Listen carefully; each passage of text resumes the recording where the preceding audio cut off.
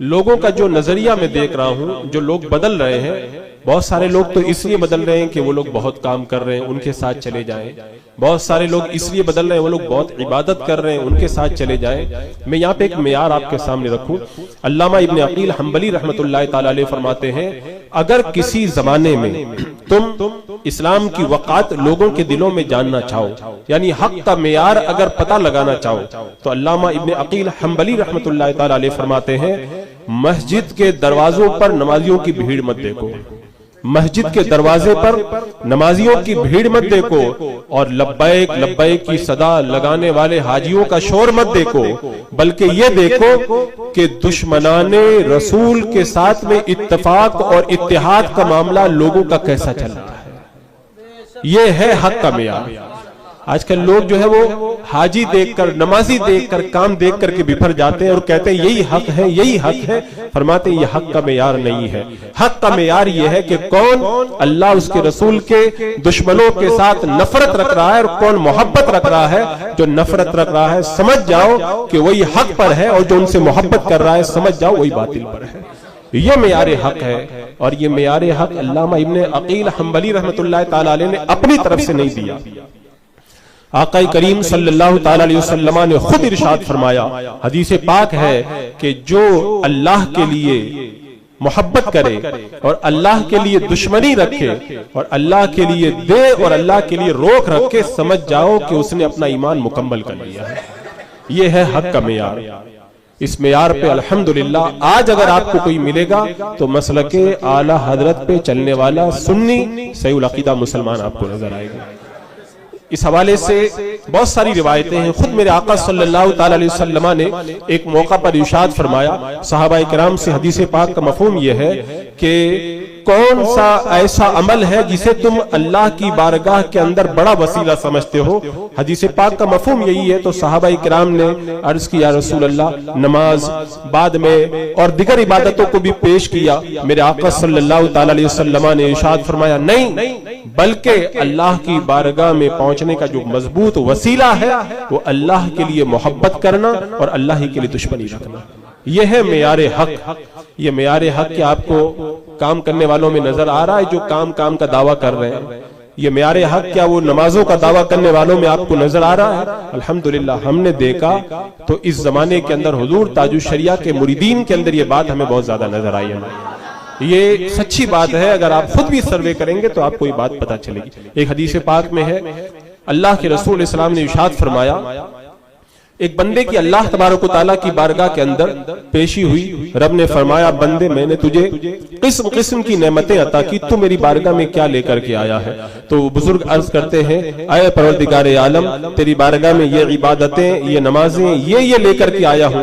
رب نے فرمایا یہ جو کچھ بھی تو نے کیا ہے جہنم سے بچنے اور جنت میں جانے کے لیے کیا ہے، یہ تو نے اپنے فائدے کے لیے کیا، میری رضا کے لیے کیا لے کر کے آیا ہے؟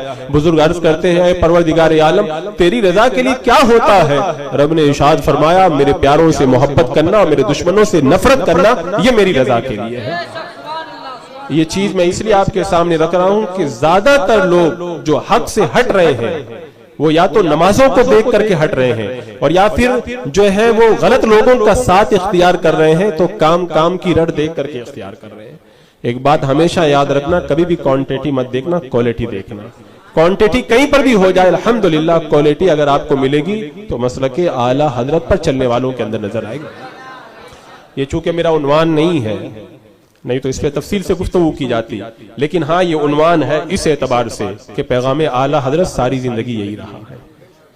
اعلی حضرت رضی اللہ تعالیٰ عنہ ساری زندگی یہی پیغام دیتے رہے۔ آپ اعلی حضرت رضی اللہ تعالیٰ عنہ کے زمانے کا آپ سروے کریں، یہ بات بھی بڑی باریک بات ہے اور بہت سارے سوالوں کا جواب ہے۔ یہ آج بھی بہت سارے لوگ جو ہیں وہ مختلف طریقے ہیلے بہانے جو ہمارے سامنے پیش کرتے ہیں، ان سے میں یہ کہنا چاہتا ہوں اگر یہ زمانہ گزر جائے گا اس کے بعد میں کیا ہوگا وہ تو ہم نہیں پتہ لگا سکتے، آنے والے لوگ دیکھیں گے، لیکن اس سے پہلے جو زمانہ گزرا ہے اس میں کیا ہوا تھا وہ تو ہم اپنی نگاہوں سے دیکھ رہے ہیں۔ اعلی حضرت رضی اللہ تعالیٰ عنہ کے زمانے میں کیا کام کرنے والے لوگ نہیں تھے؟ کیا کتابیں لکھنے والے لوگ نہیں تھے؟ کیا درسگاہوں میں پڑھانے والے لوگ نہیں تھے؟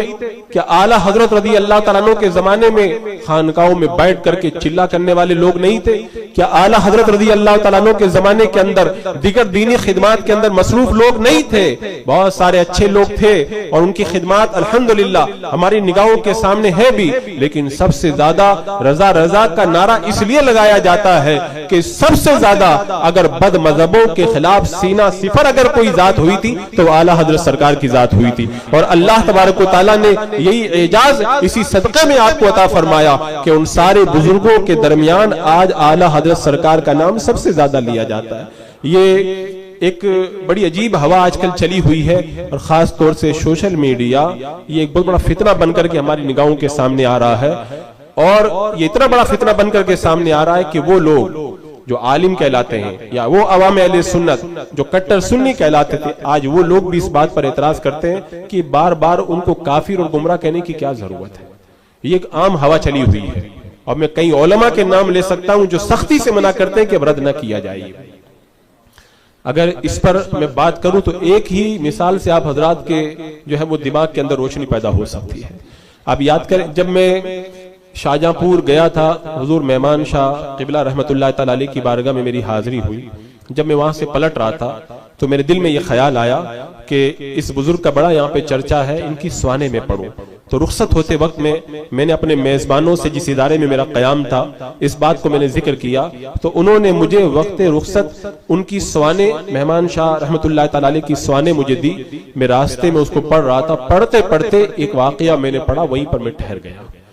اس میں لکھا تھا کہ اعلیٰ حضرت رضی اللہ تعالیٰ عنہ نے جب بد مذہبوں کے خلاف کفر کا فتویٰ دیا اور مکہ اور مدینہ کے علماء نے اس کی تصدیق فرمائی، اعلیٰ حضرت رضی اللہ تعالیٰ عنہ جب تشریف لائے اور یہاں پہ علماء کرام سے اس کی تصدیقات لینا شروع کیا، تو اسی زمانے کے اندر ایک بڑے پائے کے بزرگ تھے، بڑے صاحب کرامت اللہ کے ولی تھے، حضور شاہ جی میاں رحمت اللہ تعالیٰ علیہ۔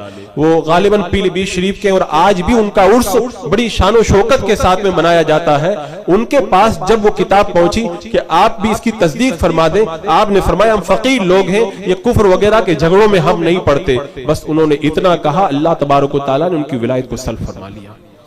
اب جب ان کی ولایت سلب ہوئی اور دیکھا کہ میں بالکل خالی ہو گیا ہوں، اپنی خانقاہ کے اندر چلے گئے اور دروازہ بند کر لیا اور کہا مجھ سے کوئی ملاقات نہ کرے، کوئی مجھ سے بات نہ کرے۔ کافی دنوں تک اندر روتے رہے، اے اللہ جو نعمت مجھ سے گم ہو گئی ہے وہ نعمت مجھے پھر عطا فرما دے۔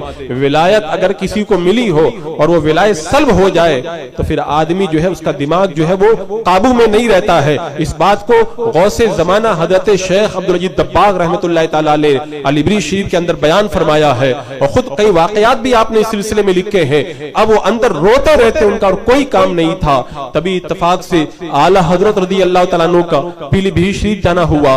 آپ جب شاہ جی میاں سے ملاقات کے لیے تشریف لے گئے، جب دروازہ کھٹکھٹایا گیا، کہا کہ یہ دروازہ کھولتے نہیں، منع کر دیا ہے، مجھ سے کوئی ملاقات نہ کرے۔ کہا ان سے کہو بریلی سے مولانا احمد رضا آئے ہیں۔ جب نام سنا تو دروازہ کھول دیا اور اندر پہنچے۔ اعلیٰ حضرت سرکار نے فرمایا آپ نے یہی تو کہا تھا یہ کفر کے جھگڑوں میں ہم نہیں پڑتے۔ وہ رو پڑے اور رو کر کے کہا حضور میں اس بات کی تصدیق کرتا ہوں جنہوں نے گستاخی کی ہے وہ خود بھی کافر ہے، اور جو ان کے کفر میں شک کرے وہ بھی کافر ہے۔ اعلیٰ حضرت سرکار نے دعا فرمائی، اللہ تبارک و تعالیٰ نے حضور شاہ جی میاں کو ان کی ولایت دوبارہ عطا فرمائی۔ یہ کام اور عبادت کا جھانسا دے کر کے لوگوں کو جو ورغلایا جاتا ہے، اگر بندہ اس کے اندر باریکی سے غور کرے تو یہ بات سمجھ میں آ جائے گی۔ اللہ تبارک و تعالیٰ کو ایسی عبادت پسند ہی نہیں ہے جو عبادت بھی کرے اور ساتھ میں اس کے دشمنوں سے محبت کا برتاؤ بھی کرے۔ تو آج جو ہے وہ 100 سال سے زیادہ کا عرصہ گزر گیا، رنگ رضا ہلکا نہیں ہو رہا۔ اس کی وجہ یہی ہے ساری زندگی اعلیٰ حضرت سرکار اپنے آپ کو پورے طور پر میرے آقا صلی اللہ تعالی علیہ وسلم کی محبت کے لیے سینہ صفر کر کے کھڑے ہو گئے، اور پھر بارگاہ مصطفیٰ سے وہ انعام ملا کہ وادی رضا کی ہے، کوئی ہمالا رضا کا ہے، جس سمت دیکھیے وہ علاقہ رضا کا ہے، ہر طرف رضا رضا کا نام جو ہے وہ سنائی دیتا ہے۔ عزیزان مکرم، اس دور کے اندر بد مذہبوں کا جو جتنا رد کرتا ہے، میرا اپنا تجربہ یہ اللہ تعالیٰ اس کو اتنی ہی زیادہ عزت عطا فرماتا ہے۔ عام طور پر لوگ اس سے اس لیے بچتے ہیں، اس لیے پرہیز کرتے ہیں تاکہ یہ بھی مجھ کو پسند کرے، یہ بھی مجھے پسند کرے، ادھر سے بھی مجھے نذرانہ ملے، ادھر سے بھی مجھے پروگرام ملے، اور ادھر سے بھی میں لوگوں کا جو ہے وہ ہر دل عزیز بن کر کے رہوں۔ لیکن ہوتا یہ ہے کہ وہ ہر طرف جو ہے وہ دور دور کرتے گھومتے رہ جاتے ہیں، اور رد وہابیہ پہ تقریر کرنے والوں کو اللہ تعالیٰ بے پناہ عزتوں سے مالا مال فرماتا ہے۔ ابھی جو میں نے قرآن مقدس کی آیت کریمہ تلاوت کی، جس میں رب تبارک و تعالیٰ نے ارشاد فرمایا وَنَزَّلْنَا عَلَيْكَ الْكِتَابَ تِبْيَانًا لِكُلِّ شَيْءٍ، ہم نے آپ پر کتاب کو نازل کیا، ہر چیز کا اس میں روشن بیان ہے۔ قرآن مقدس میں سب کچھ موجود ہے۔ قرآن پاک میں اس کا جگہ جگہ تذکرہ ہے، وہ تفصیل کل شیء، اللہ تبارک و تعالیٰ نے قرآن مقدس کے اندر ہر چیز کی تفصیل کو بیان کر دیا ہے، اور بھی دیگر آیات کے اندر اللہ تبارک و تعالیٰ نے بیان فرمایا وَلَا رَطْبٍ وَلَا يَابِسٍ إِلَّا فِي كِتَابٍ مُبِينٍ، روشن کتاب کے اندر ہر خشک و تر کا بیان ہے۔ حضرت علامہ ابن جرجانی غالباً رحمت اللہ تعالیٰ علیہ فرماتے ہیں کہ کوئی ایسی چیز ہے ہی نہیں قرآن مقدس کے اندر جس چیز کا بیان نہ ہو۔ یہ قرآن مقدس کے اندر ہر چیز کا بیان ہے۔ یہ تذکرہ میں نے کیوں چھیڑ دیا؟ وادی رضا کی ہے، کوئی ہمالا رضا کا ہے، جس سمت دیکھیے وہ علاقہ رضا کا ہے۔ وہ کہتے ہیں نا کہ اگنوں نے بھی لکھا ہے بہت کچھ علم دین پر، اس صدی میں جو کچھ ہے وہ تنہا۔ یہ اعلیٰ حضرت سرکار کو اللہ تبارک و تعالیٰ نے اتنا علم کیسے عطا فرمایا؟ اعلیٰ حضرت کسی یونیورسٹی میں پڑھنے کے لیے نہیں گئے، اعلیٰ حضرت رضی اللہ تعالیٰ کسی کالج کے اندر پڑھنے نہیں گئے، تو اتنے بڑے عالم کیسے آپ بن گئے؟ یہ ایک اس دور کا بڑا اہم عنوان ہے۔ اس حوالے سے اس بات کو سمجھانے کے لیے میں یہ عرض کر رہا ہوں، قرآن مقدس میں ہر چیز کا بیان ہے، اور جو بندہ قرآن کا علم حاصل کر لے گا وہ سارے علوم کو اپنے سینے کے اندر سمیٹ لے گا۔ حضرت عبداللہ ابن مسعود رحمت اللہ تعالیٰ علیہ بیان فرماتے ہیں کہ اگر کوئی بندہ علم حاصل کرنا چاہے تو اس کو چاہیے کہ قرآن مقدس کے علم کو لازم کر لے، اگلے پچھلوں کا سارا علم اس کو حاصل ہو جائے گا۔ اور حضرت عبداللہ ابن عباس رضی اللہ تعالیٰ عنہ ارشاد فرماتے ہیں کہ اگر میرے اونٹ کی رسی بھی گم ہو جائے تو اسے میں قرآن پاک کے ذریعے تلاش کر لیا کرتا ہوں۔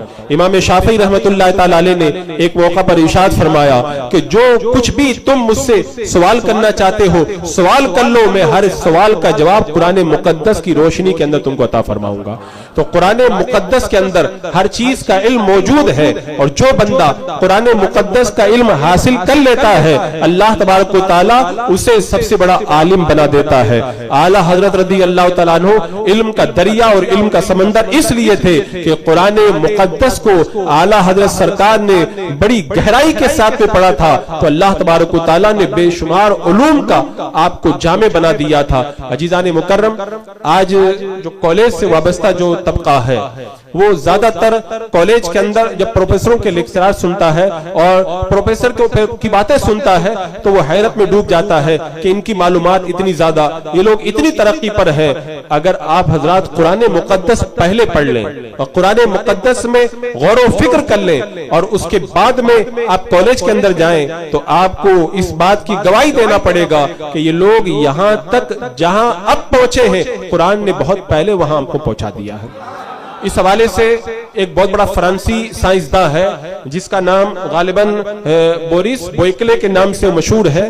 یہ خود کہتا ہے کہ میں نے جب قرآن مقدس کا سرسری مطالعہ کیا، گہری نظر سے نہیں سرسری مطالعہ کیا، تو مجھے یہ حقیقت پتا چلی کہ قدرتی جتنے حوادث ہیں ان سب کی طرف قرآن مقدس کے اندر اشارہ موجود ہے۔ پھر میں نے باریک نظر سے قرآن مقدس کو جب پڑھنا شروع کیا تو میں اب اس بات کا اعتراف کرتا ہوں کہ قرآن مقدس کے اندر ایک بھی ایسا کوئی نقطہ نہیں ہے کہ کوئی سائنسداں اس کے اوپر اعتراض کر سکے۔ تو قرآن مقدس میں جب سب کچھ موجود ہے، جو بندہ قرآن کا عالم بنے گا وہ سب سے بڑا عالم بنے گا، اور زمانے کے سارے علوم کے اندر اللہ تبارک و تعالیٰ اسے تفوق عطا فرمائے گا۔ یہاں پہ ایک بات امام غزالی رحمت اللہ تعالیٰ علیہ کی مجھے یاد آئی۔ امام غزالی رحمت اللہ تعالیٰ علیہ کی بارگاہ میں ایک شخص آیا اور آ کر کے کہنے لگا کہ آپ مسلمان یہ کہتے ہو کہ قرآن مقدس کے اندر ہر چیز کا بیان ہے۔ وہ سوال کرنے والا مومن نہیں تھا، وہ دنیاوی ایک اعتبار سے سائنسداں اسے سمجھ لیں، کیونکہ آج کل سائنسداں بولتے ہیں، اس زمانے میں حکیم بولا جاتا تھا، حکیم کا معنی ہوتا تھا کئی علوم کا بڑا ماہر، تو وہ سائنسداں امام غزالی رحمت اللہ تعالی علیہ سے پوچھتا ہے، آپ یہ کہتے ہو قرآن مقدس کے اندر ہر چیز کا بیان موجود ہے، لیکن آپ کو یہ پتا ہے کہ چاند، سورج اور ستارے دو طرح سے چلتے ہیں، ایک ان کی حرکت سیدھی ہوتی ہے اور ایک معکوس یعنی الٹی حرکت ہوتی ہے۔ قرآن مقدس کے اندر سیدھی حرکت کا تو ذکر ہے، لیکن جو ان کی الٹی حرکت ہے قرآن مقدس کے اندر اس کو نہیں بیان کیا گیا۔ امام غزالی رحمت اللہ تعالی علیہ نے فرمایا، کون سی آیت کے اندر تو نے سورج چاند وغیرہ کی سیدھی حرکت کو پڑھا ہے؟ وہ عرض کرنے لگا کہ قرآن مقدس میں جو اللہ تبارک و تعالیٰ کا ارشاد ہے، کلن فی فلک یسبحون، چاند اور سورج یہ سب کے سب ایک گھیرے کے اندر تیر رہے ہیں، تو تیر رہے ہیں اس کا مطلب سیدھی حرکت کر رہے ہیں، تو ایک حرکت کا تو ذکر ہے، آپ کہتے ہو قرآن میں سب موجود ہے، یہ جو الٹی حرکت کرتے ہیں قرآن میں اس کا تو تذکرہ نہیں ہے۔ امام غزالی رحمت اللہ تعالی علیہ نے ارشاد فرمایا کہ قرآن مقدس کے اندر جیسے سیدھی حرکت کا تذکرہ ہے ایسے الٹی حرکت کا بھی تذکرہ ہے۔ وہ پوچھنے لگا کس آیت کے اندر؟ کہا اسی آیت میں سیدھی حرکت کا بھی تذکرہ ہے اور اسی آیت کے اندر الٹی حرکت کا بھی تذکرہ ہے۔ وہ کہنے لگا کیسے؟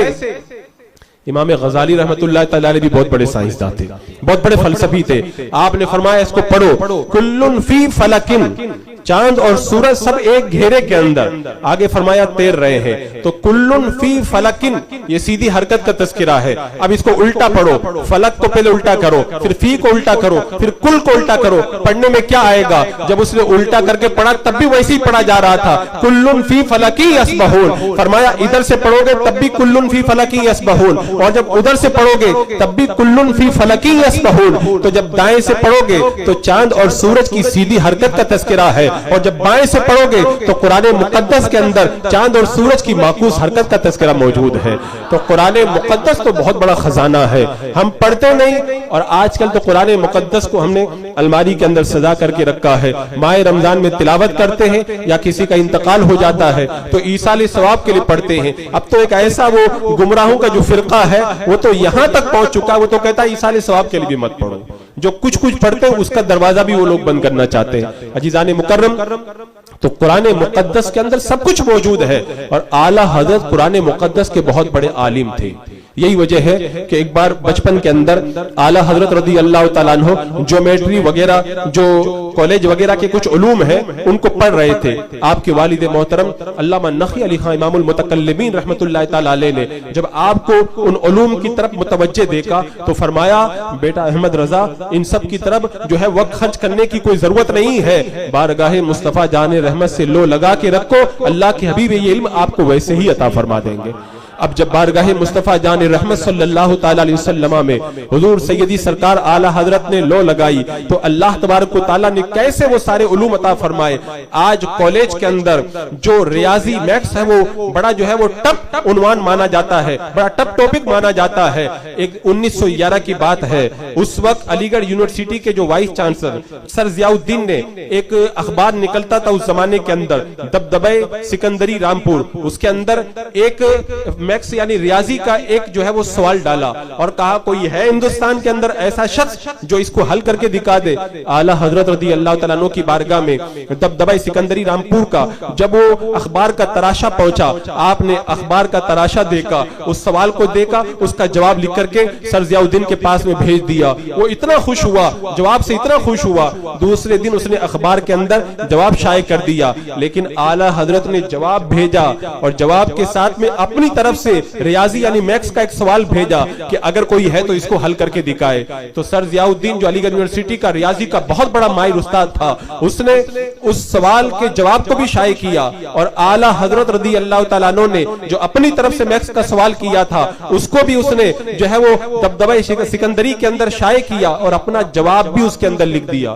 اعلیٰ حضرت کی بارگاہ میں جب اخبار پہنچا، اعلیٰ حضرت نے واپس لکھ کر کے بھیجا کہ جو سر ضیاء الدین نے میرے سوال کا جواب دیا وہ جواب غلط ہے، اور وہ جواب اس لیے غلط ہے جب علی گڑھ کے اس پروفیسر کے پاس میں اعلیٰ حضرت کا وہ جب پہنچا، جب وہ خط پہنچا کہ انہوں نے میرے سوال کے جواب کو غلط قرار دیا اور دیکھا تو واقعی غلط تھا، تو وہ اپنا سر دھلنے لگا کہ بتاؤ ایک عالم بھی علم ریاضی کے اندر اتنا ماہر ہو سکتا ہے یہ میں کبھی تصور بھی نہیں کر سکتا. اس نے کہا تھا کہ اگر آج کوئی نوبل پرائز کا صحیح معنوں کے اندر حقدار ہے تو بریلی کے مولانا احمد رضا اس کے حقدار ہیں. لیکن میں کہتا ہوں اعلی حضرت سرکار کو نوبل پرائز کی کوئی ضرورت نہیں تھی، اس لیے کہ نوبل پرائز اعلی حضرت کی شخصیت کے سامنے بہت چھوٹا ہے. اللہ تبارک و تعالیٰ نے اعلی حضرت سرکار کو اس سے کئی بڑے انعامات سے مالا مال فرمایا تھا. یہ تو چھوٹے چھوٹے انعامات ہیں جو چھوٹے لوگوں کو دیے جاتے ہیں. ابھی دنیا کے یہ لوگ وہ انعام نہیں بنا پائے ہیں جو میرے سرکار اعلی حضرت کی حیثیت کے مطابق اتنا بڑا انعام ہو. عزیزان مکرم، یہ سارے علوم اعلی حضرت نے کیا کالج میں جا کر کے پڑھے یا کسی سے جا کر کے سیکھے؟ نہیں، وہی رب نے فرما دیا تبیانا لکل شیء، قرآن میں ہر شے کا بیان موجود ہے. اور اعلی حضرت علم قرآن کے بڑے ماہر، اور جو قرآن کے علم کا ماہر ہوگا اللہ تعالیٰ اسے سارے علوم کا ماہر بنا دے گا. یہ سارے علوم اعلی حضرت سرکار کی ذات بابرکت کو وہیں سے اللہ تبارک و تعالیٰ نے عطا فرمائے تھے. اور پھر اس کے بعد کا وہ واقعہ ہے کہ سر ضیاء الدین خود اپنے ایک ریاضی کے مسئلے کو حل کرانے کے لیے اعلی حضرت کی بارگاہ میں پہنچے تھے، جس کو آپ حضرات نے بارہا سن بھی لیا ہے. تو میں عرض یہ کر رہا تھا کہ اعلی حضرت کی ذات اس دور کے اندر اس حیثیت سے پہچاننے کی اس کو اس لیے ضرورت ہے. میں تھوڑا سا آپ کا باریک ذہن اپنی طرف متوجہ کرنا چاہوں گا. ذہن کو آپ تھوڑا باریک رکھ کے اس بات کو سمجھنے کی کوشش کریں کہ آخر اس عنوان کو سمجھنے کی ضرورت کیا ہے. جب ہندوستان کی سرزمین پر 1857 کے اندر مسلمانوں کی جو جنگ آزادی کا ایک جو فتویٰ نکلا اور اس کے بعد میں ایک مہم چلی تھی، وہ مہم ناکام ہو گئی. انگریزوں نے پھر باضابطہ طور پر مدارس کو ختم کرنا شروع کیا تھا. اور جو ہے وہ میکالے نام کا ایک بہت بڑا انگریز تھا، اس نے پھر بعد میں جو ہے ایک نیا نظریہ تعلیم ایجوکیشن کا نیا نظریہ پیش کیا تھا. اس میں اس نے ایک بات لکھی تھی، اس نے لکھا تھا کہ ایسا ماحول بناؤ ہندوستان کی سرزمین پر بسنے والے خون کے اعتبار سے ہندوستانی ہو اور وہ دوسرے اعتبار سے ہندوستانی ہو، لیکن ان کی فکر اور ان کی سوچ اور ان کی جو تہذیب اور ان کا جو کلچر ہے وہ انگریز ہونا چاہیے اور انگریزی سانچے کے اندر ڈھلا ہوا ہونا چاہیے. اس پر باضابطہ میکالے کی اس وصیت کے اوپر انگریزوں نے کام کیا تھا اور بہت لمبا چوڑا اس کے لیے انہوں نے ایک ٹارگیٹ رکھا تھا. اس کے نتیجے کے اندر انہوں نے کئی لوگوں کو خریدا تھا. یہ سر سید وغیرہ یہ سب لوگ اسی زمانے کے خریدے ہوئے بکے ہوئے لوگ ہیں. انہوں نے کیا تعلیمات پیش کی تھی؟ یعنی کوئی بھی چیز تمہارے سامنے آئے تو اپنی عقل کے اعتبار سے دیکھو، اپنے دماغ کے اعتبار سے دیکھو. یعنی ان کا مقصد تھا شریعت کو پیچھے کرنا اور آدمی ہر چیز کو اپنے دماغ کے اعتبار سے سمجھے. اور پھر ایک جو ہے وہ لہر چلی، اس لہر کے اندر کئی لوگ بہ گئے. اگر آپ لوگ سمجھنا چاہتے ہیں تو اس سے اندازہ لگا سکتے ہیں آج وہ طبقہ جو کالج کے اندر پڑھتا ہے، ڈاکٹر بن گیا، سائنسداں بن گیا یا اعلیٰ تعلیم یافتہ ہو گیا، وہ سب کچھ تو بن گیا، اگر دینی تعلیم نہیں ہے تو وہ ذہنی اعتبار سے ملحد اور بے دین ہوتے ہوئے نظر آتے ہیں. یہ اسی زمانے کی فکر ہے. تو آج کے اس دور کے اندر اعلیٰ حضرت کو تمام علوم کے ماہر ہونے کی حیثیت سے لوگوں کو سمجھانا ضروری ہے تاکہ ان کو پتا چلے کہ سائنسداں جو کالج کے اندر ہم کو جو تھیوری پڑھاتے ہیں، جو پریکٹیکل پڑھاتے ہیں، اعلیٰ حضرت جب بیلی شریف کے دارالفتہ میں بیٹھ کر کے وہی سائنس کی باتیں کرتے ہیں تو پھر اللہ کی تعریف کرتے ہوئے نظر آتے ہیں، پھر نبی پہ درود پاک لکھتے ہوئے نظر آتے ہیں، پھر قرآن پاک کی آیت کریمہ تحریر فرماتے ہیں، حدیث پاک کو لکھتے ہیں اور اس کے بعد میں اعلیٰ حضرت سرکار لکھتے ہوئے نظر آتے ہیں. نیوٹن نے جو یہ کہا، آئنسٹائن نے جو یہ کہا اور یہ جو کہا کہ زمین جو ہے وہ حرکت کرتی ہے، یہ سب غلط ہے. اور 115 دلیلیں تحریر فرمائی اور فرمایا ان 115 دلیلوں میں سے 105 دلیلوں میں سے جو 15 دلیلیں ہیں، یہ 15 دلیلیں پہلے کی کتابوں سے میں نے لی ہیں اور جو یہ 90 دلیلیں میں زمین کے ساکن ہونے پر پیش کر رہا ہوں، یہ 90 دلیلیں میں نے اپنی طرف سے پیش کی ہیں. تو جب کالج کا بچہ پڑھے گا کہ اللہ کی حمد، نبی پہ درود، قرآن مقدس کی آیت کریمہ، حدیث پاک کو لکھنے کے بعد میں ایک عالم دین نیوٹن اور آئنسٹائن وغیرہ اتنے بڑے بڑے سائنسداں لوگوں کا 105 دلیلوں سے رد کر رہا ہے، تو اس کا مطلب یہ ہوا کہ جو بندہ صحیح معنوں کے اندر قرآن مقدس پڑھ لے گا، اللہ تبارک و تعالیٰ اسے تمام علوم کے اندر مہارت تامہ نصیب فرما دے گا. یہ اس جہد سے جو ہے وہ نئی نسل کے اندر اعلیٰ حضرت سرکار کو متعارف کرانے کی بہت زیادہ ضرورت ہے۔ اور عزیزان مکرم، اعلیٰ حضرت سرکار نے اگرچہ کسی کالج میں نہیں پڑھا تھا، لیکن آج کالج کے اندر اعلیٰ حضرت کو پڑھا جا رہا ہے۔ اور آپ کو پتا ہوگا کہ 100 سے زیادہ اعلیٰ حضرت پر جو ہے ایم فل اور جو ہے پی ایچ ڈی وغیرہ لوگ کر چکے ہیں، اور یہ تو بہت پرانی تعداد ہے، اب تو پتہ نہیں اس کا سلسلہ کہاں تک پہنچ چکا ہوگا۔ یہ سب کہاں سے ملا؟ مصطفیٰ جان رحمت صلی اللہ تعالی علیہ وسلم کے دربار گوہربار سے اللہ تبارک و تعالی نے یہ انعام و اکرام آپ کو عطا فرمایا ہے۔ تو عزیزان مکرم، آج فتنوں کے جس دور کے اندر ہم لوگ پل رہے ہیں، ہم یہ دیکھ رہے ہیں کہ کالج کے اندر پڑھنے والا ایک بڑا طبقہ جو ہے وہ ملحد ہوتا چلا جا رہا ہے، بے دین ہوتا چلا جا رہا ہے۔ تو آج ہمیں ان لوگوں کو یہ سمجھانے کی ضرورت ہے کہ اگر ہم قرآن مقدس کو پڑھیں تو اللہ تبارک و تعالیٰ ان تمام علوم کے اندر ہمیں مہارت تامہ نصیب فرمائے گا۔ اور عزیزان مکرم، اعلیٰ حضرت کو یہ جو فیضان ملا تھا، عشق رسول کا فیضان تھا، یہ عشق رسول کا فیضان تھا، اور عشق کے معاملے کے اندر اعلیٰ حضرت کا مقام بڑا بلند تھا، بڑا بلند مقام تھا۔ اور عشق کی کچھ نشانیاں ہوا کرتی ہیں، کچھ پہچان ہوا کرتی ہے، وہ ساری پہچان اور نشانیاں اعلیٰ حضرت کی ذات کے اندر موجود تھی۔ اگر میں ایک ایک پہچان کو بیان کروں تو بات لمبی ہو جائے گی۔ عشق کی سب سے بڑی جو پہچان ہے وہ بے چینی اور بے قراری ہے۔ بندہ جب کسی کی محبت میں ہوتا ہے تو پھر اس کی محبت میں بے چین اور بے قرار رہتا ہے۔ اعلیٰ حضرت رضی اللہ تعالیٰ عنہ کی ساری حیات طیبہ کو آپ پڑھ جائیں، ہر وقت اعلیٰ حضرت سرکار عشق رسول اکرم صلی اللہ تعالیٰ علیہ وسلم کے اندر بے چین رہتے، اور ان کے ذہن و فکر کے اندر ہمیشہ یہی بات رہتی کہ میرے آقا صلی اللہ تعالیٰ علیہ وسلم کا خوب تذکرہ کیا جائے۔ آپ دیکھیں، بچہ پیدا ہوتا ہے، ہم اللہ کے رسول کا میلاد کرتے ہیں، کسی کا وصال ہو جائے، انتقال ہو جائے، میلاد کرتے ہیں، کوئی اور موقع ہو، لیکن اعلیٰ حضرت نے موقع نہیں بلکہ ہر موقع پہ اللہ کے رسول علیہ السلام کا تذکرہ کیا۔ یہ اسی بے چینی اور بے قراری کی پہچان تھی۔ اور اعلیٰ حضرت رضی اللہ تعالیٰ عنہ نے میرے آقا علیہ السلام سے محبت کا حق اس طرح ادا کیا، حالات چاہے موافق ہو یا ناموافق ہو، کبھی بھی اعلیٰ حضرت سرکار نے کبھی بھی میرے آقا علیہ السلام کی سنت کو ترک نہیں کیا۔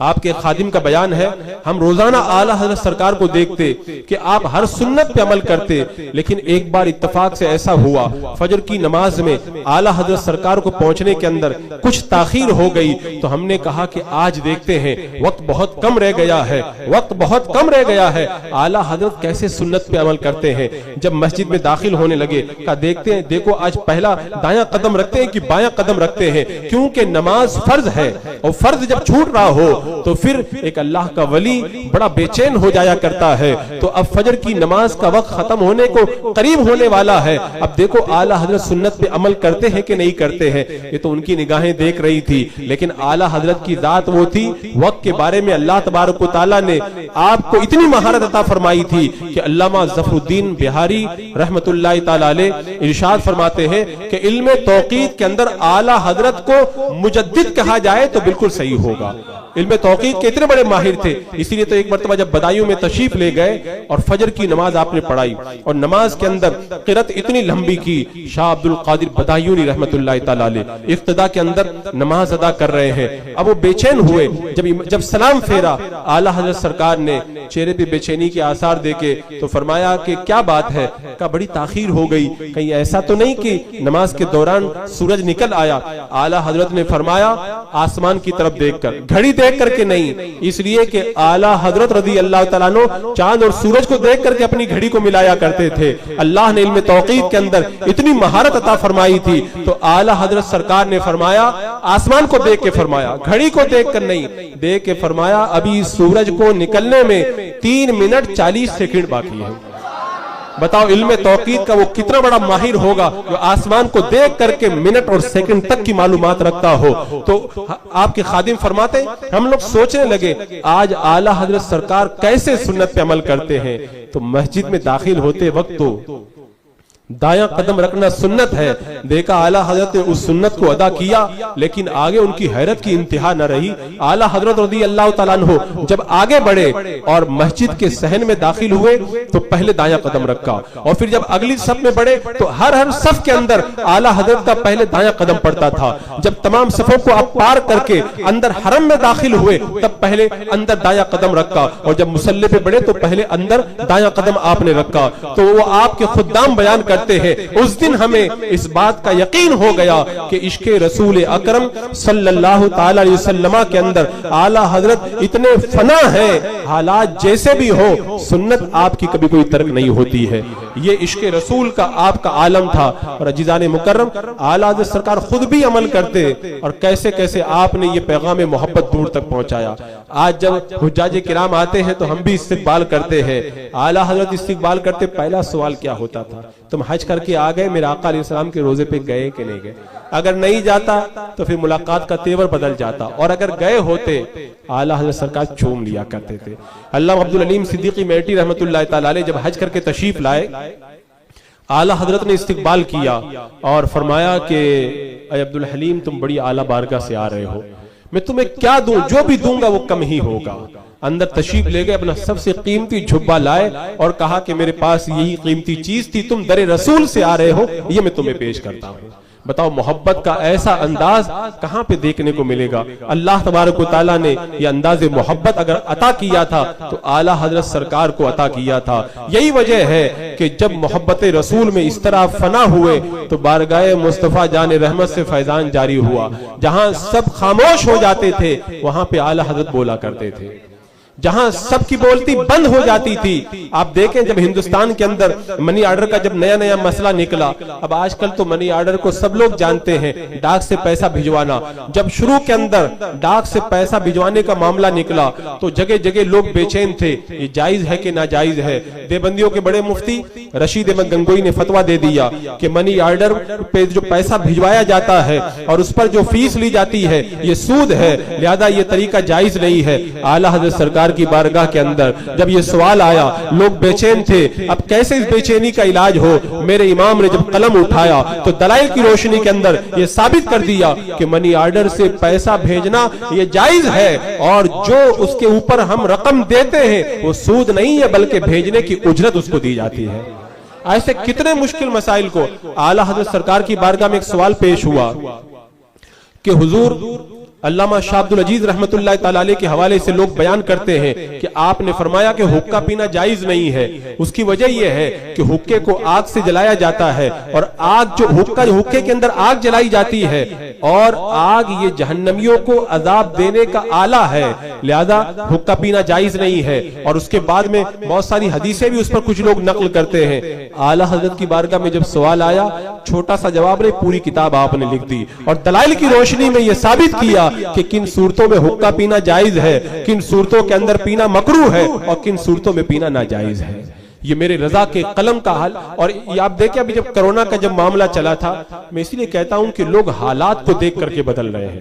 میں نے کرونا کے معاملے کے اندر کئی مفتیان کرام کو دیکھا کہ وہ جو ہے وہ جیسے حکومت کی گائیڈ لائن آتی ویسے بدلتے چلے جاتے تھے۔ کہتے کہ ہاں دوری بناؤ، قربت نہ کرو ورنہ جو ہے وہ بیماری لگ جائے گی۔ حدیث پاک میں یہ بھی آیا ہے وہ بھی آیا ہے، حدیثوں کا مفہوم توڑ مروڑ کر کے نہ جانے کہاں سے کہاں تک پہنچا دیا۔ اعلیٰ حضرت رضی اللہ تعالیٰ عنہ کی بارگاہ میں بھی یہ سوال آیا تھا۔ آپ سوچو کہ کرونا تھا نہیں تو کرونا کا سوال کیسے آیا تھا؟ بھئی اعلیٰ حضرت کی بارگاہ میں جو سوال آیا تھا وہ یہی تھا کہ اس کے پاس میں بیٹھنے سے بیماری لگتی ہے کہ نہیں، اور یہی تو کرونا میں ہو رہا تھا، یعنی کوڑ کا مریض، جزام کا مریض۔ اعلیٰ حضرت کی بارگاہ میں یہ سوال کیا گیا کہ احادیث کے اندر موجود ہے کہ یہ کوڑ کے مریض سے ایسے بھاگو جیسے شیر سے بھاگتے ہو۔ اب بارگاہ اعلیٰ حضرت میں جب سوال آیا، آپ نے وہ حدیثیں لکھی جس میں کوڑی سے بھاگنے کا حکم دیا گیا ہے، پھر وہ حدیثیں بھی لکھی جس کے اندر اس بات کا تذکرہ ہے کہ کوڑی کو آپ نے اپنے ساتھ میں بٹھایا، ساتھ میں کھانا کھلایا، دونوں طرح کی آپ نے حدیثیں لکھ دی، اور اس کے بعد میں ان تمام حدیثوں کو اوپر آپ نے تطبیق کا ایسا عمل کیا۔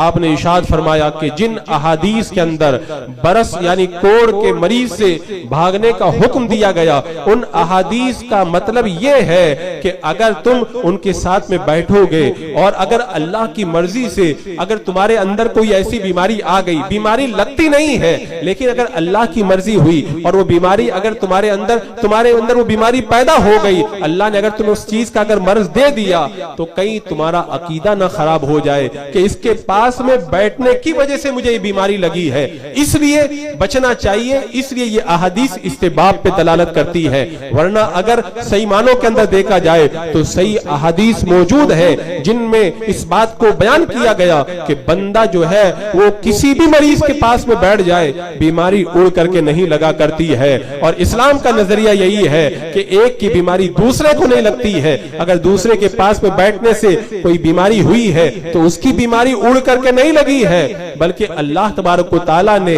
اس کو وہ بیماری دی ہے. اور یہ عقیدہ کفار کا ہے کہ ایک کی بیماری اڑ کر کے دوسرے کو لگ جایا کرتی. پورا رسالہ اعلیٰ حضرت سرکار نے تحریر فرمایا اور دلائل کے انبار لگا دیے. ایسے کتنے مسائل ہیں. اعلیٰ حضرت سرکار رضی اللہ تعالیٰ عنہ جب دوسرے حج کے لیے تشریف لے گئے اس وقت آپ کے سامنے دو بڑے اہم سوال پیش کیے گئے تھے. ایک تو آپ لوگوں نے بارہا سنا وہ علم غیب کا مسئلہ تھا. اعلیٰ حضرت سرکار کی بارگاہ میں وہ سوال پیش کیا گیا تھا. وہابیوں نے بڑا ادھم مچایا تھا کہ اللہ کے رسول اسلام کو علم غیب نہیں ہے. تو شریف مکہ کے پاس میں مقدمہ پیش ہونے والا تھا. آپ کے پاس میں مکہ کے بزرگ عالم تشریف لائے کہ 2 یا 2.5 دن کا ٹائم ہے, آپ جلدی سے جواب تحریر فرما دیں. اعلیٰ حضرت سرکار نے جو ہے وہ خانہ کعبہ کے سامنے بیٹھ کر کے جو جواب تحریر فرمایا تھا آپ حضرات نے سنا. چند گھنٹوں کے اندر الدولۃ المکیہ بالمادۃ الغیبیہ کے نام سے وہ علم غیب رسول پر دلائل کا انبار لگا کر کے آپ نے کتاب کو پیش کیا. شریف مکہ کے دربار میں اعلیٰ حضرت کی کتاب جب پڑھی گئی تو شریف مکہ نے سن کر کے کہا اللہ اپنے حبیب کو علم عطا کرتا ہے, یہ وہابیہ کیوں منع کرتے ہیں. اور میں نے سنا کہ اعلیٰ حضرت نے جو کتاب لکھی تھی آج بھی وہاں کے کتب خانے میں موجود ہے لیکن وہ دیتے نہیں ہیں کسی کو. خیر اچھا یہاں پہ ایک بات اور محبت کی آگی تو میں بتا دوں. آج کل لوگ خواب دیکھتے تو بڑا چرچا کرتے ہیں. میں نے خواب میں اللہ کے رسول علیہ السلام کو دیکھا ہے اور کتنے لوگ تو جھوٹے خواب بھی بیان کر دیتے ہیں. اب ہم اپنی طرف سے تو کسی کو جھوٹا نہیں کہیں گے لیکن بعد میں خود انہوں نے اعتراف اور اقرار کیا تو ہمیں پتا چلا کہ وہ جھوٹا خواب بیان کر رہے تھے. جیسے کچھ لوگوں کا طریقہ رہتا ہے کہ مسجد بنانی ہے, کام نہیں ہو رہا ہے تو خواب میں دیکھ لیں گے سرکار تشریف لائے اور وضو خانے پہ آپ نے وضو بنایا, اب دوسرے دن سے چندہ ان کا بڑھ جاتا ہے. ایسے بھی کچھ لوگ ہیں جو اس طرح کے کاموں میں لگے ہوئے ہیں اور اپنے خوابوں کی بارات لوگوں کے سامنے پیش کرتے رہتے ہیں. اعلیٰ حضرت اتنے بڑے عاشق تھے, کیا آپ نے کبھی خواب میں اللہ کے رسول علیہ السلام کا دیدار نہیں کیا؟ کتنی مرتبہ دیدار کیا. ایک بار میں اس مسئلے پہ غور کر رہا تھا تو 4 یا 5 واقعات مجھ کو مل گئے تو میں سوچنے لگا کہ اگر اس پر تحقیق کی جائے تو باضابطہ طور پر اس پر بھی ایک کتاب تیار ہو سکتی ہے کہ اعلیٰ حضرت سرکار نے کتنی مرتبہ میرے آقا صلی اللہ علیہ وسلم کا بیداری میں دیدار کیا اور کتنی مرتبہ خواب میں دیدار کیا. اور یہ بات یاد رکھیں, علامہ جلال الدین سیوطی رحمۃ اللہ تعالی علیہ فرماتے ہیں جو عالم بیداری میں ایک نظر اللہ کے رسول علیہ السلام کا دیدار کر لے تو ایک لمحے کے اندر ولایت کے 2999 مرتبے طے کر جاتا ہے. غوث زمان شیخ عبدالعزیز دباغ رحمۃ اللہ تعالی علیہ کو جب بتایا گیا کہ علامہ جلال الدین سیوطی نے کہا ہے بیداری میں ایک نظر دیکھ لو تو ولایت کے 2999 مرتبے طے کر جاتے, آپ نے فرمایا انہوں نے اپنے اعتبار سے بتایا ہے. اگر کوئی زیادہ مضبوط بندہ ہے اور زیادہ اس کا دل منور ہے اگر وہ ایک نظر دیکھ لے گا تو اور بھی زیادہ ولایت کے منصب طے کر سکتا ہے. اب اعلیٰ حضرت سرکار نے کتنی مرتبہ خواب میں دیکھا اللہ کے رسول علیہ السلام کو, اعلیٰ حضرت راز کی باتوں کو ظاہر نہیں کرتے تھے. اور کتنی مرتبہ بیداری میں دیکھا الدولۃ المکیہ جب لکھی گئی مکہ اور مدینہ کے علماء سے دستخط لے لیے گئے, آپ حج سے فارغ ہو کر کے جب بیلی شریف پہنچے علامہ ضیاء الدین مدنی رحمۃ اللہ تعالی علیہ کو آپ نے الدولۃ المکیہ دی کہ یہاں پہ علماء جو ہیں ان سے دستخط لے کر کے کتاب کو بیلی شریف پہنچا دینا. یہاں کے علماء سے علامہ ضیاء الدین مدنی رحمۃ اللہ تعالی علیہ نے دستخط لیے, تصدیقات لی اور کتاب کو لے کر کے جب بریلی شریف پہنچے تو کہا حضور میں وہاں کے علماء سے جب بات کرتا تھا تو علماء یہ کہتے تھے بات سمجھ میں نہیں آتی, مصنف جو ہے وہ بیمار تھے, بخار کی حالت میں تھے اور اتنے کم وقت کے اندر ان کے پاس کوئی کتاب بھی نہیں تھی. اتنی مدلل اور اتنی مضبوط کتاب انہوں نے اتنے کم وقت میں کیسے لکھی ان کو سمجھ میں نہیں آ رہا. جب یہ بات آئی تو اعلیٰ حضرت نے راز سے پردہ ہٹایا, فرمایا ماجرا یہ ہے جب میرے پاس میں سوال پیش ہوا میرے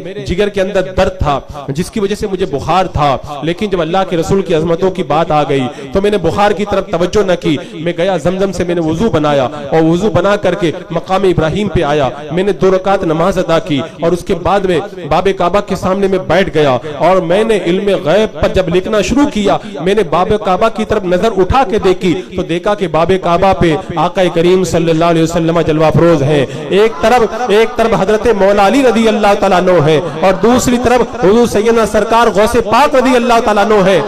یہ فرماتے جا رہے تھے اور میں لکھتا چلا جا رہا تھا۔ یہ دیکھو فیضان، جب بندہ میرے آقا علیہ السلام کی عظمتوں کے لیے تن من دھن سے قربانی دیتا ہے تو آقا کہاں کسی کو بے سہارا چھوڑتے ہیں۔ میرے آقا علیہ السلام خود بنفس نفیس اعلیٰ حضرت سرکار کو ان مقدس دلائل کا اجرا کرانے کے لیے تشریف لے آئے اور ساری باتیں فرمایا اعلیٰ نے، وہ بولتے جا رہے تھے، فرماتے جا رہے تھے، میں لکھتا چلا جا رہا تھا۔ تو میں عرض یہ کر رہا تھا کہ اعلیٰ حضرت سرکار جب سب لاجواب ہو جاتے تھے تو میرا رضا بولتا تھا۔ تو جب اسی حج کے موقع کی بات ہے، اس وقت اعلیٰ حضرت سرکار کی بارگاہ میں ایک سوال آیا کہ یہاں پہ یہ جو کرنسی نوٹ ہے نیا نیا نکلا ہے، اب تک چاندی اور سونے کے سکے چلتے تھے، اب علماء کو سمجھ میں نہیں آ رہا یہ سکہ کیا ہے، مال ہے، یہ نوٹ مال ہے کہ مال نہیں ہے، اور اس کے بارے میں شریعت کے احکام کیا ہیں، اس پر زکوٰۃ واجب ہوگی کہ نہیں ہوگی، اس کے لین دین کے احکام کیا ہیں۔ یہاں کے علماء کہتے ہیں اس کے بارے میں ہمیں کوئی جواب معلوم نہیں، علم علماء کی گردنوں میں امانت ہے، ہم اس کا جواب نہیں پاتے۔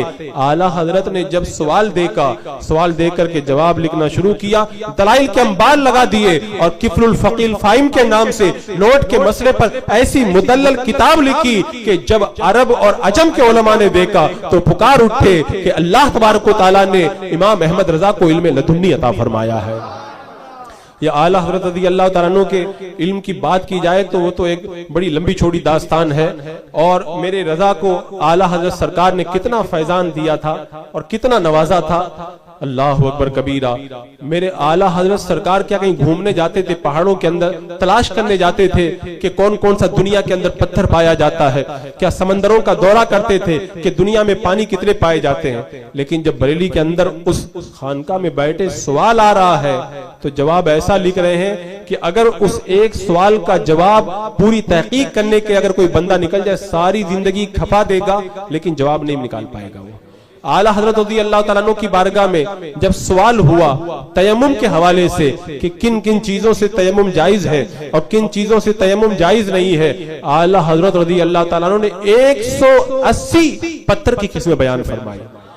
ہم میں سے کتنے بتاؤ جو بڑے بڑے سائنسدان سب کو بلا کے لے آؤ، ان میں سے کتنے ایسے سائنسدان ہیں جنہوں نے 180 پتھروں کی تحقیق کی ہو اور ان پر ریسرچ کیا ہو، اور اعلیٰ حضرت نے ایسی تحقیق پیش کی، فرمایا کہ یہ 180 چیزیں ایسی ہیں ان سے تیمم کرنا جائز ہے، اور یہ 130 چیزیں ایسی ہیں ان سے تیمم کرنا جائز نہیں ہے۔ اور جب پانی کے بارے میں سوال ہوا اعلیٰ حضرت سرکار سے تو اعلیٰ حضرت سرکار نے پانی کی اتنی قسمیں بیان فرمائی۔ ہم لوگ پانی کی کتنی قسمیں جانتے ہیں؟ ہم زیادہ سے زیادہ کنویں کا پانی، تالاب کا پانی، نل کا پانی، ٹیوب ویل کا پانی، کتنے پانی نکال لیں گے۔ اعلیٰ حضرت رضی اللہ تعالیٰ عنہ نے جب پانی کے بارے میں تحقیق پیش فرمائی تو آپ نے فرمایا پانی کی 160 قسمیں ہیں جن سے وضو کرنا جائز ہے، اور پانی کی 125 قسمیں ایسی ہیں جن سے وضو کرنا جائز نہیں ہے۔ بتاؤ یہ 160 125 کتنی ہو گئی؟ اس کو کیلکولیٹ کریں اور دیکھیں کیا اتنی پانی کی قسمیں ہم میں سے کسی نے دنیا میں اس کی تحقیق کی ہے؟ بڑے سے بڑے سائنسداں کو لے آؤ۔ صحیح فرمایا تھا علامہ نقی علی خان امام المتکلمین رحمت اللہ تعالی علیہ نے، اے احمد رضا تم بارگاہ مصطفیٰ جان رحمت سے لو لگاؤ، بارگاہ مصطفیٰ سے وہ سارے علوم تم کو ویسے ہی عطا کر دیے جائیں گے۔ تو میرے رضا کو باہر نہ جانا پڑا، جب عشق رسول کا جام پلانے کے لیے آپ بیٹھ گئے تو سارے علوم بارگاہ مصطفیٰ سے بریلی ہی کے اندر اعلیٰ حضرت سرکار کو عطا فرما دیے گئے۔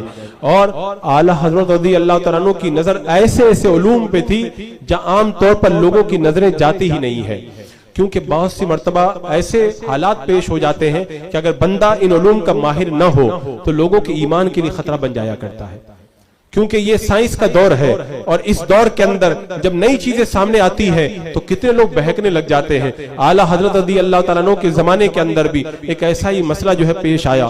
اللہ تبارک و تعالیٰ نے قرآن مقدس میں جو یہ ارشاد فرمایا کہ ماں کے پیٹ میں کیا ہے یہ خدا کے سوا کوئی نہیں جانتا، جو آیت کریمہ کا مفہوم ہے، اس پر ایک پنڈت نے، پادری نے اعتراض کیا تھا، اور اس نے یہ کہا تھا کہ ہم نے الٹرا ساؤنڈ کے نام سے ایک ایسا فارمولا بنایا ہے ہمارے ڈاکٹروں نے کہ اس کے ذریعے ہم پتہ لگا لیتے ہیں کہ ماں کے پیٹ کے اندر لڑکا ہے یا لڑکی ہے۔ اعلیٰ حضرت کی بارگاہ میں جب سوال ہوا کہ حضور اس پنڈت کی باتوں میں آ کر کے کئی لوگ کافر ہو جائیں گے، آپ جلدی سے جواب عطا فرمائے۔ وہ پنڈت یہ کہہ رہا ہے کہ مسلمانوں کا قرآن غلط کہتا ہے، ماں کے پیٹ میں کیا ہے کوئی نہیں جانتا، ہم نے ایسی مشین بنائی ہے، ہم بتا سکتے ہیں کہ ماں کے پیٹ میں لڑکا ہے یا لڑکی ہے۔ اللہ تبارک و تعالیٰ ताला जब किसी को जमाने का इमाम बनाता है तो उस जमाने के अंदर पेश आने वाले सारे उलूम का जामे भी बनाता है, ताकि उठने वाले सारे फितनों का जवाब उन उलूम की रोशनी के अंदर वो अता फरमाए। आला हजरत रज़ी अल्लाह ताला अन्हु ने सवाल पढ़ा तो आपके चेहरे पे परेशानी के आसार नहीं जाहिर हुए। आपने कहा ये तो कोई सवाल ही नहीं हुआ। और उसके बाद में जब आला हजरत ने उसके जवाब में पूरी किताब लिखी, अल्ट्रासाउंड का पूरा फार्मूला आपने पेश फरमाया, पूरा उसकी थ्योरी और प्रैक्टिकल पर आपने गुफ्तगू फरमाई और कहा कि वो कैसी बात करता है। कुरान मुकद्दस में ये कहां कहा गया है कि मां के पेट में लड़का है या लड़की, ये कोई नहीं बता सकता, बल्कि कुरान मुकद्दस में तो ये है मां के पेट में क्या है, इस क्या में सब कुछ आ गया। यानी कब जो है वो अंदर जो है वो पानी का कतरा गया, कब वो गोश्त बना, कब जो है वो खून का जो है बस्ता खून बना, कब गोश्त का लुतड़ा बना, कब हड्डियां बनी, हड्डियां बनने के बाद में कब कब उसके अंदर रगे बनी, कौन कौन से आधा बने, कैसे कैसे जो है उसके अंदर तमाम जो है वो नशोनुमा हुई। और जब बच्चे के अंदर रूह फूकी गई, कितनी मर्तबा अंदर सांस लिया, कैसे उसने कवड़ बदली, आला हजरत सरकार ने उस पर इतनी तफसील से गुफ्तगू फरमाई। जब हम पढ़ते हैं तो पढ़ते पढ़ते रूह झूमने लग जाती है कि अल्लाह तबारक व तआला ने कैसा इल्म अता फरमाया था। उसके बाद में आगे आला हजरत सरकार फरमाते हैं एक छोटी सी आलिया बनाकर, आला को आला हजरत ने उसकी हिजो के लिए का आलिया बना करके कुरान की आयत से मुकाबला करना चला है, अल्लाह के इल्म से मुकाबला करने चला है। तुम तो एक अंदाजे से एक ऐसी चीज का दावा कर रहे हो, ये तो बड़ी आसान बात है। अगर आईने को ऐसे रखा जाए, ऐसे उसका अक्स अगर रहम के अंदर डाला जाए तो अंदर जो बच्चा या बच्ची है उसके बारे में ऐसे आराम से मालूम किया जा सकता है। ये कौन सी नई बात है? कुरान सिर्फ लड़का और लड़की की मालूमात की बात नहीं करता, उस बच्चे के बारे में जो मुकद्दस जब मुकम्मल मालूमात है। कुरान ये कहता है मुकम्मल मालूमात खुदा के सिवा किसी को नहीं है, अगर कोई है तो सामने आकर के बताए। एक छोटी सी आलिया लेकर के अल्लाह के इल्म से मुकाबला करने चला है। ये तो ऐसे ही हो गया जैसे एक चिड़िया अपनी चोंच के अंदर पानी का कतरा लेकर समंदर के किनारे जाकर के कहे तेरे अंदर भी पानी है, मेरे पास भी पानी है। फरमाते ये भी कोई मिसाल नहीं हुई। अल्लाह का इल्म तो इससे भी जो है वो कहीं ज्यादा गैर मुतनाई है। अल्लाह के इल्म का मुकाबला ये पादरी क्या कर पाएगा? अल्लाह अकबर। तो ऐसे उलूम की तरफ मेरे आला हज़रत सरकार की नजर पहुंचती थी जहां पे किसी का वहम ख्याल भी नहीं जाता था। इस हवाले से मैंने इससे पहले भी कई मरतबा गुफ्तगू फरमाई। यहाँ पे तो 2-4 मैंने मिसालें रखी और वक्त का दामन भी चूंकि सिमट गया है और वक्त काफी हो गया, नहीं तो और भी इसकी बहुत सारी मिसालें आला हज़रत के उलूम के अंदर आपको मिलेंगी। बस मैं यही पैगाम आपके हवाले करना चाहूंगा, जरूरत है जो हमारे बच्चे कॉलेज में पढ़ते हैं वो कॉलेजों के अंदर आला हज़रत की जात को मुतारफ कराएं और आला हजरत की जो साइंसी तहकीकात है वो लोगों के सामने पेश करें, ताकि उनको पता चले कि अल्लाह तबारक व तआला ने इमाम अहमद रजा को कितना इल्म दिया था और लोगों को ये पता चले कि इस्लाम के दामन के अंदर क्या क्या हीरे और जवाहरात हैं, ताकि लोग मेरे इमाम की अजमतों को सलाम करने पे मजबूर हो जाएं। अल्लाह अकबर। अल्लाह रब्बे कदीर हमें ताउम्र मसलक आला हजरत के ऊपर कायम व दायम रहने की तौफीक अता फरमाए।